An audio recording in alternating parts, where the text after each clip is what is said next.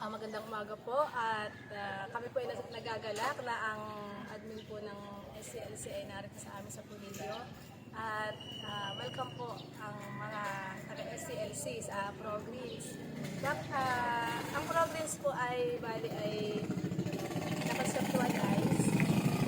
Matagal na po kung tutuusin na nag-dream po ako na magkaroon po ng center of influence tungkol sa food natin. At dahil po ako isang literature evangelist, gusto ko po sanang ma-display din ang mga libro. So, napakapalad ko po na ito pong lugar na ito na dati po ay mga tambayan, bilyaran, inuman, tapos po may kaunting karinderiya nga dito. Tuwing ako'y dadaan dito, naiisip ko paano kaya magkakaroon dito sa lugar na ito. Then, ito po, before lockdown, nakita ko po na ito po pinapaayos ng may-ari. At ang nanay po, alam po ng nanay na gusto ko yung lugar para doon, pero wala nga kaming pera.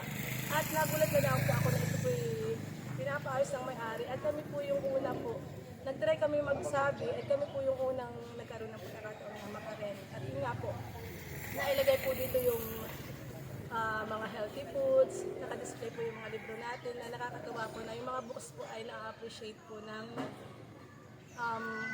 yung mga dati ng mga customers, nakikita nila. Saka yung mga bago po na mga kumakain, nakikita nila.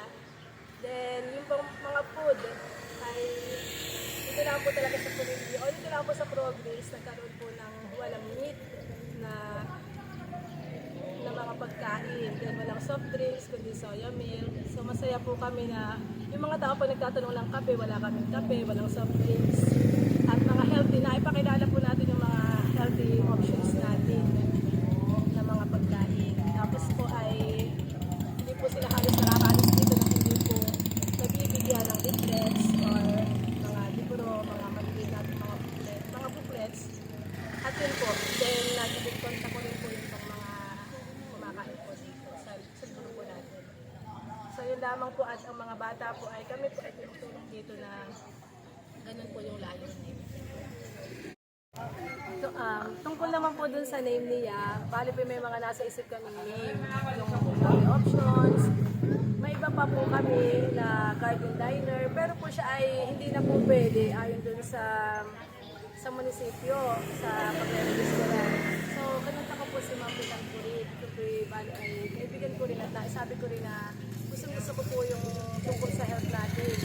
So, masaya-saya para sa akin. Kaya, nung naalala ko po siya sa name, sabi ko ay, Ma'am, ano pa kaya pong maiging? Sabi niya ay, Arlene, yung Progress wala pa iyon. Nung panahon ko interview po, or sinasabi ko rin sa Ma'am, siya po busy pero nasabi niya ayun, at ako po yung nasa munisipyo. So isinulat ko po ay nakapasok po yung Progress. So yun lang po. Thank you po Ma'am Pital ko rin sa